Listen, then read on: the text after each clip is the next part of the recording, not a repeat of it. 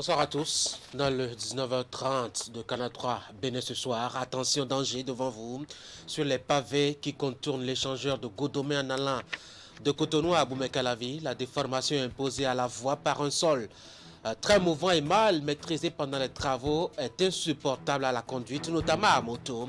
Les conducteurs motocyclistes s'en plaignent, mais à côté, il y en a à qui cela profite bien. On y fera un tour grâce à Ali Moumouni dans un instant. Les finalistes béninois à la dernière édition du concours The Voice Afrique francophone reçu en héros lundi dernier le ministre de la Culture qui a tenu à les voir à leur retour au Bercail, leur a dit toute la fierté que le Bénin a tirée de leur participation à cette compétition à laquelle ils se sont illustrés. Giovanni et compagnie diront leur premier mot à Teddy Goudalo à suivre dans ce journal. Nous ferons vers la fin de cette session de l'information un tour dans les états-majors des partis politiques. C'est le calme d'après la tempête de la présidentielle. Mais tout n'est pas si calme que ça, en tout cas pas dans la tête de chacun. On cogite déjà à propos du quinquennat qui va démarrer bientôt. Écho des partis politiques dans ce rendez-vous de l'information à suivre aussi.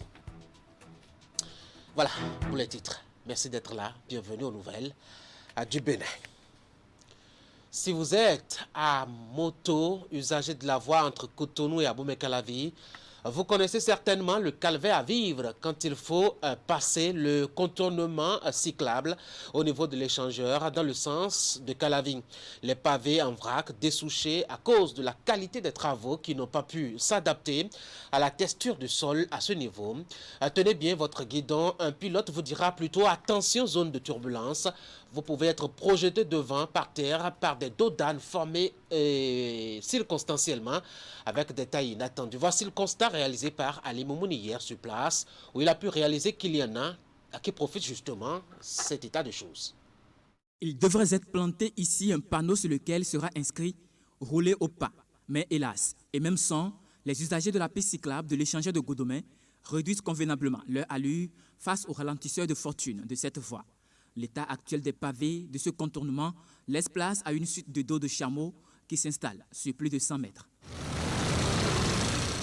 L'état de la voie, là, vraiment, on pense que c'est quelque chose à revoir parce que c'est gâté complètement. Vous voyez, non? Et ça n'a pas d'espoir. Quand tu es sur Vivali, tu es sur moto, tu es sur voiture, ça peut causer d'accidents, d'énormes accidents. Vous voyez un peu, non? L'état de cette voie, bon, ça fait partie des éléphants blancs de notre arrière-papa.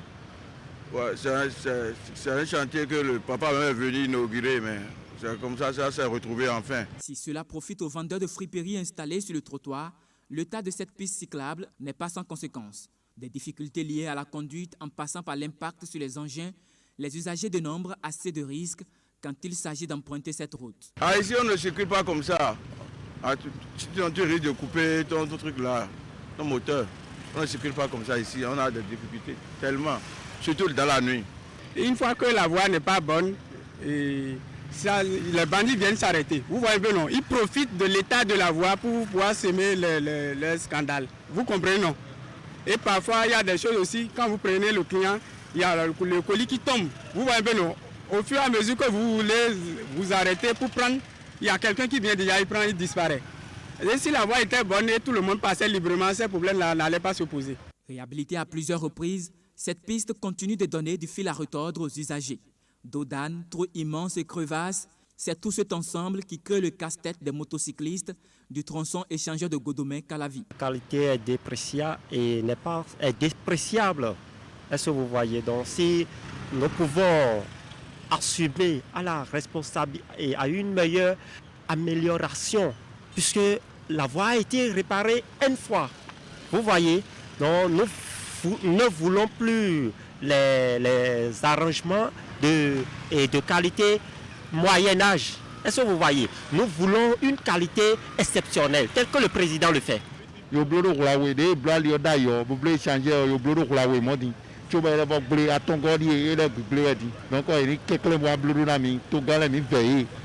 ont réparé, mais ça là, ce n'est pas bien fait. Il faut qu'ils puissent trouver une solution définitive. Vous voyez un peu, non? Une solution définitive à ça. En attendant que la Direction générale des infrastructures ne se penche sur l'état de ce contournement, le calvaire des usagers de la piste cyclable de l'échangeur de Godomé continue.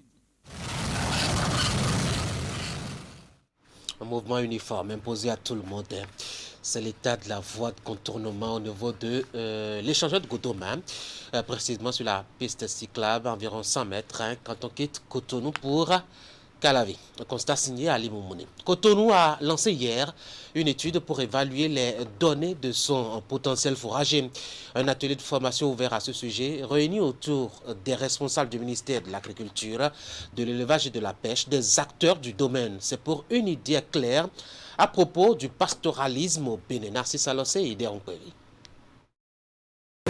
Au Bénin, l'alimentation des ruminants dans le système d'élevage est constituée à plus de 80% de fourrage. Seulement, les données actuelles sur le potentiel fourrager du pays ne permettent pas aux services compétents d'analyser les différentes situations en lien avec les ressources pastorales et alimentaires du bétail. Malgré les efforts consentis par la recherche ces 20 dernières années, les données sur l'évaluation des capacités de charge demeurent parcellaires et ne sont pas à même de constituer des outils opérationnels d'aide à la décision lorsqu'il s'agit des enjeux nationaux. Face à ce déficit de données fiables sur les pâturages des pays côtiers, l'Union économique et monétaire ouest-africaine a porté un appui financier de 300 millions de francs CFA à 3 pays, le Bénin, la Côte d'Ivoire et le Togo, pour une étude dans le domaine. Cet appui permettra de conduire les études sur l'évaluation des potentialités fourragères afin de disposer des outils fiables d'estimation des capacités de charge et des résultats qui vont alimenter les bases d'analyse pour une meilleure gestion des ressources alimentaires du bétail transhumant.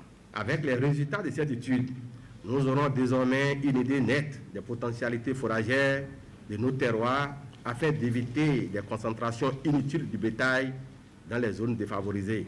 Toutes choses qui amplifient les conflits entre agriculteurs et éleveurs dont les manifestations ont atteint ces dernières années des proportions inquiétantes. Il faut donc rompre avec ce sombre tableau et rationaliser la gestion de l'alimentation des ressources pastorales, d'où ces assises qui lancent les études. Aux commandes des universitaires appelés à encadrer ces acteurs du pastoralisme au Bénin.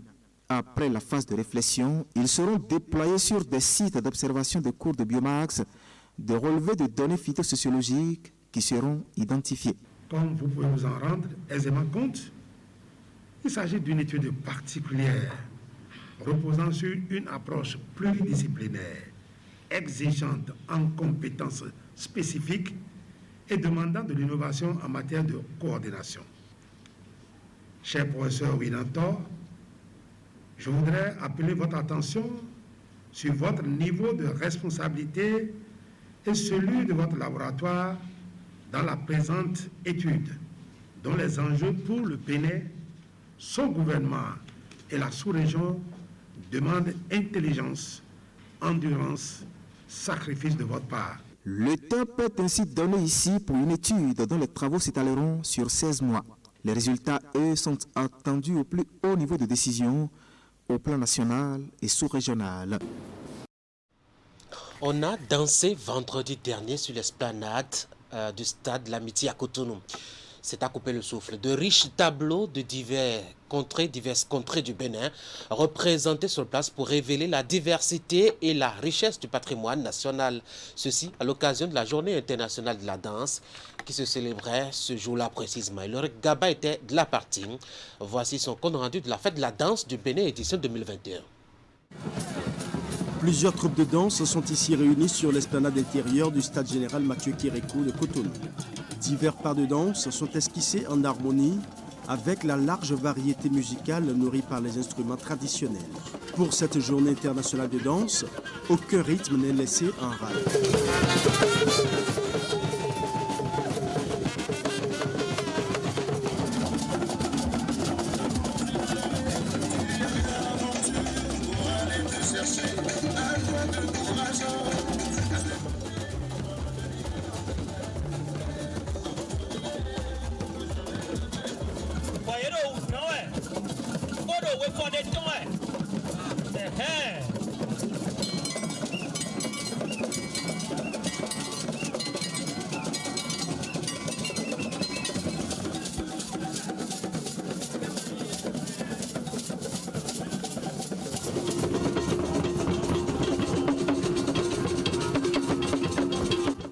climat est rehaussé par la présence du ministre du Tourisme, de la Culture et de l'Artisanat. Jean-Michel Abimbola reconnaît la force et la vivacité de la diversité culturelle et musicale du Bénin. La création du Centre national de la danse devient aujourd'hui une nécessité au Bénin. Il est indéniable que notre pays regorge d'artistes et de professionnels au savoir-faire remarquable et compétents en la matière. Une telle structure, qui va voir bientôt le jour, permettrait de réunir tous ces talents en un lieu unique pour des formations diplômantes, des remises à niveau, des échanges de compétences.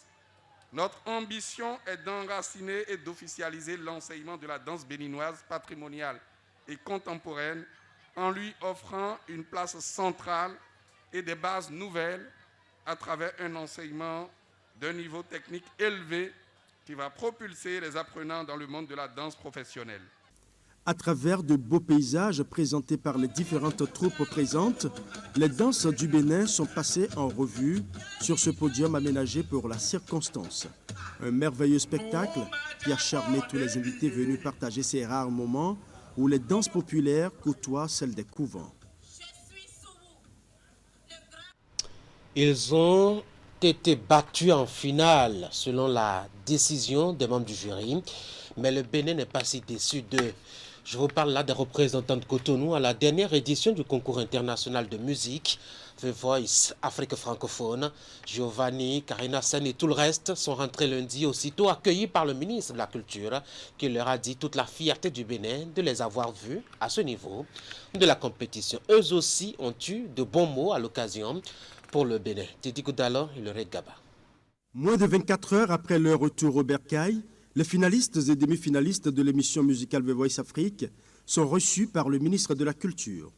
Ils sont accompagnés de leur coach et du PDG du groupe Empire qui a initié et coordonné cette expédition musicale. Nous voulons aujourd'hui vous remercier, Monsieur le ministre, vous et votre équipe, pour tout l'accompagnement dont vous avez fait preuve. Monsieur le ministre est très engagé dans cette compétition. Il suivait de bout en bout ce qui se passait. Et je voudrais que les candidats le sachent, que le gouvernement nous a accompagnés. On a eu un élan patriotique incroyable. La presse était vraiment mobilisée pour aider nos candidats. On est vraiment plus que surpris. Depuis le début de l'aventure jusqu'à la date d'aujourd'hui, jusqu'à la fin, c'est vraiment... On est vraiment très contents. On est vraiment très contents. Nos yeux brillaient hier de mille feux. L'accueil, les cris de joie, les messages, les fleurs, c'était juste émouvant. On est vraiment très heureux et très reconnaissants. Et puis on va dire que maintenant c'est le début de notre carrière. Donc tout commence maintenant. Ce qui est vraiment important, c'est ce qui se passe tout de suite et ce qui va se passer après. Donc voilà, on espère encore bénéficier de votre soutien qui est vraiment qui est d'une grande valeur pour nous. C'est déjà pour nous-mêmes, en tant que coach et l'ensemble du groupe Empire, la reconnaissance d'une certaine rigueur dans le travail et dans la sélection, où les coachs internationaux eux-mêmes entérinent, n'est-ce pas, le choix que nous avons porté sur ces candidats-là, qui ont prouvé sur toute la ligne qu'ils avaient l'étoffe.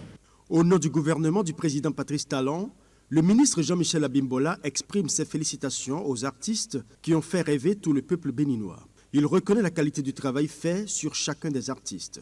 C'est avec beaucoup de joie que je viens vous féliciter, Giovanni, Karina Sen et Mathilde, pour le parcours qui a été le vôtre et pour les émotions que vous avez données au Bénin. Je voudrais également vous dire que nous étions fiers des coachs.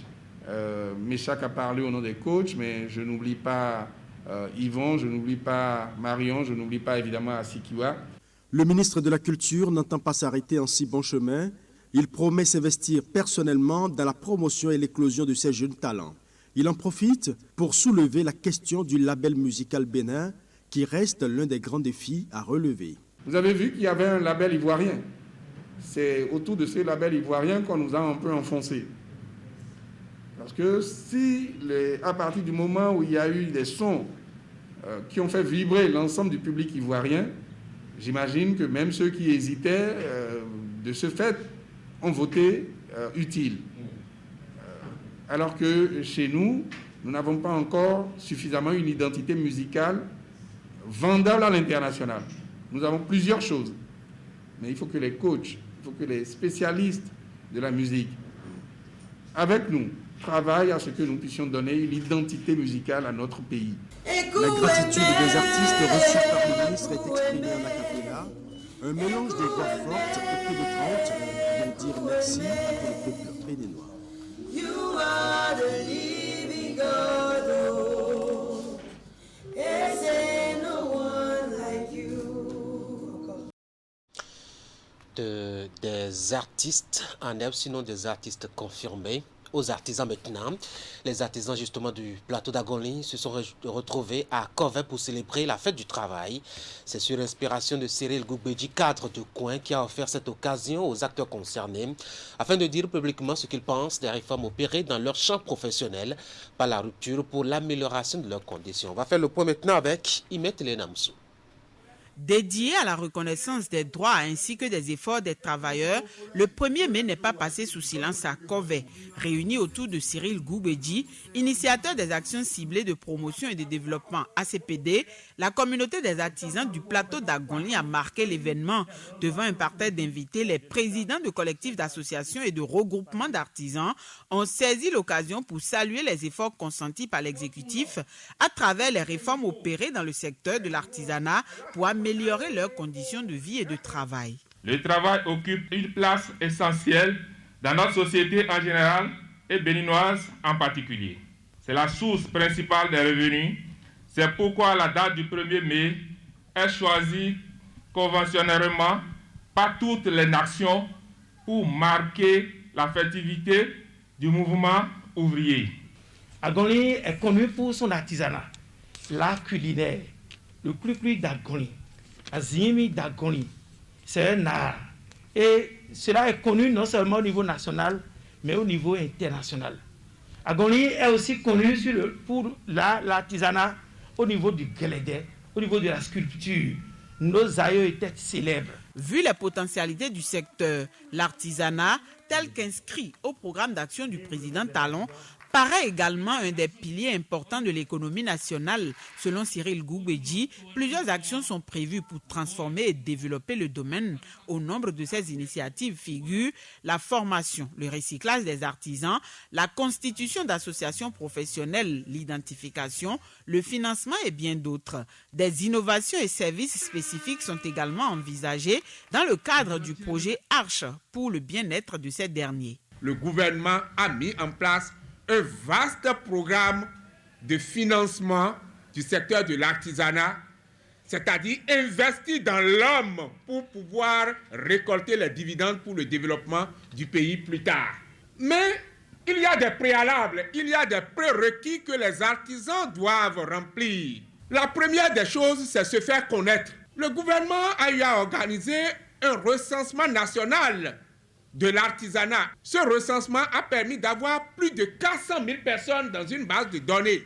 Mais ce n'est pas suffisant. Les artisans au Bénin sont plus que ça. C'est pourquoi le ministre en charge du secteur est en train de travailler dur pour qu'il y ait un deuxième recensement des artisans du Bénin dans les prochaines semaines. Occupation rentable, le travail contribue à la construction et l'épanouissement de l'individu. À cette célébration, les échanges initiés et même les chansons ont rappelé l'importance du travail. Pour les organisateurs, en plus de libérer l'homme, le travail participe à la construction de la nation. Après l'édition de 2021 de la fête du travail, la CPD et le CAPA réfléchissent déjà à l'organisation de l'édition de l'année à venir. Lundi, c'était, et vous le savez, la journée mondiale de la liberté de la presse. Au Bénin, les journalistes et autres acteurs du monde des médias sont allés voir à l'Observatoire de déontologie de l'éthique dans les médias, ce qui se fait par la structure dans son champ d'action. Pour cette journée, en effet, l'ODEM a décidé de faire une journée porte ouverte et d'ouvrir son cadre à ceux qui sont touchés par la question de la liberté de la presse pour des échanges francs sur la situation de la presse au Bénin. Et beaucoup ont fait le déplacement justement pour en discuter. À la fin des échanges, un communiqué a été rendu public par l'ODEM au sujet de l'état de la liberté de la presse au Bénin. Il parle de l'admiration des acteurs politico-administratifs pour le travail qui s'abat, la presse surtout, pendant la période électorale traversée récemment. Seulement voilà, tout n'est pas si rose que cela et le déclassement de Reporters sans frontières vient rappeler la situation du Bénin en matière de la liberté de la presse. Voici en substance la déclaration lue par le secrétaire général de la structure, Marcel Zoumenou, est au micro de Nagui Balagui. Cette année, le thème retenu pour célébrer la Journée mondiale de la liberté de presse est, je cite, l'information comme bien public. Un thème qui vient souligner la valeur incontestable d'une information vérifiée et fiable, comme le prescrit d'ailleurs le Code de l'information de la presse béninoise et pour lequel l'ODEM s'évertue à assurer le respect absolu des dispositions par tous les professionnels des médias. La presse béninoise, en cette année 2021, a pleinement contribué et continue de contribuer par ses professionnels des médias à l'enracinement de la démocratie et au raffermissement des principes de cohésion nationale, de paix et de justice. Dans cette posture de quatrième pouvoir, elle continue d'informer, d'éduquer et de divertir les hommes, les femmes et les enfants. Mais de façon exceptionnelle, en 2021, la presse béninoise a accompagné avec professionnalisme et responsabilité, en dépit de quelques dérapages observés, tout le processus ayant conduit à l'organisation de l'élection présidentielle. Ce qui d'ailleurs lui a valu les lauriers du président de l'institution en charge de l'organisation des élections nationales et mieux encore les compliments du président de la République. Cette année, Reporters sans frontières a à nouveau déclassé la presse béninoise. Elle se trouve désormais à la 114e place avec une note de 38,18. Ce qui renseigne à suffisance sur le mal-être de notre presse en dépit des efforts marginaux observés au sein de la corporation. Loin de s'arracher les cheveux, ce rang de la presse béninoise doit amener les parties prenantes à s'interroger et à poursuivre les réflexions. L'ODEM, à l'occasion de la célébration de cette édition de la Journée mondiale de la liberté de presse, formule le vœu d'une presse béninoise davantage libre, responsable et professionnelle au service de la communauté. Mesdames et messieurs, la présidentielle est passée, vous le savez, on pense déjà à comment dérouler le quinquennat qui commence dans les états-majors des partis politiques ayant soutenu Patrice Talon pour son récent chaos. C'est le constat fait par Siongo Kanya Siongo qui est allé interroger quelques acteurs majeurs des partis politiques qui se sont engagés dans cette dynamique-là. Voici le point de son tour. Après la victoire du duo Talon-Talata, l'heure est au soutien sans faille au niveau des partis politiques. Ayant contribué au succès éclatant du duo, les partis politiques veulent désormais accompagner le président de la République dans l'exécution du programme d'action du gouvernement. Objectif, la réussite de ce programme. L'UP restera donc dans sa position et rester dans cette position, c'est travailler pour accompagner la mise en œuvre donc, du programme d'action du président, le programme d'action 2021-2026. Accompagner la mise en œuvre de ce programme, c'est déjà revisiter à nouveau ce que nous avons déjà vu au début, puisque à la confection donc de ce programme d'action, nous avons eu à faire nos observations, nos propositions qui ont été prises en compte. Maintenant que nous avons la victoire, qu'est-ce qu'il reste à faire? C'est de continuer à accompagner le développement, à accompagner les actions du chef de l'État, parce que c'est ce que nous avons promis à la population. C'est le PAG que nous avons expliqué avec des éléments de langage appropriés. Au niveau de chaque parti politique, on s'active inlassablement. Et pour que le programme d'action du gouvernement connaisse du succès, les partis estiment pouvoir non seulement faire des propositions, mais aussi participer à l'amélioration des idées. Nous sommes tous aujourd'hui bien imprégnés des problèmes qui sont à régler. Nous avons déjà les engagements pris par le chef de l'État et donc que nous puissions accompagner, attirer l'attention et faire des propositions à des moments donnés, demander qu'on rectifie pour que au soir donc de la fin du mandat du président Talon, que l'Union progressiste s'en sorte grandie. Ce n'est pas d'aujourd'hui que nous avons cette position avec le chef de l'État. Et nous sommes un parti de la mouvance, mais d'une mouvance intelligente. Nous ne sommes pas des gens qu'on tire par la queue pour aller où on veut. S'il y a des choses qui vont bien, on le dira haut et fort. S'il y a des choses qui ne vont pas, on le soufflera à l'oreille du chef de l'État. Le PAG, c'est l'ensemble des aspirations de la population. Le président, avant de procéder à la rédaction de ce PAG, a d'abord fait une tournée dans les 77 communes du Bénin, où le bilan du PAG 2016-2021 a été réalisé. Et les aspirations, les nouvelles aspirations ont été collectées. Et c'est ça, travailler, qui donne le PAG que nous avons aujourd'hui. Tout ceci concourt au développement du pays. Du côté de l'Union démocratique pour un Bénin nouveau, on se dit disposé à tout appel du chef de l'État. Notre soutien est un soutien franc, est un soutien sincère, est un soutien désintéressé. Je n'exagère pas en disant que c'est un soutien désintéressé parce que nous sommes un parti politique et tout parti politique doit aller à la conquête et à l'exercice du pouvoir d'État. Mais nous autres, notre premier objectif, c'est le développement du pays. Et lorsqu'on trouve en la personne du chef de l'État un bâtisseur, quelqu'un qui porte haut le flambeau de notre État, je crois qu'il faut le soutenir. Si, en le soutenant, il estime qu'il y a en notre sein des cadres dont il a besoin pour l'exercice du pouvoir d'État, nous sommes prêts à le lui offrir. Dans le même temps, au niveau de l'Union progressiste, les structures de base vont être renforcées. La directrice de l'administration y tient.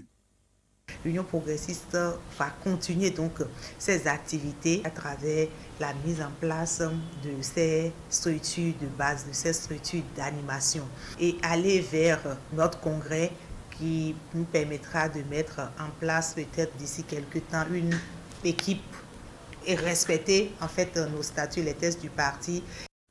Le duo Talon-Talata peut donc se réjouir du soutien des uns et des autres pour les 5 années à venir.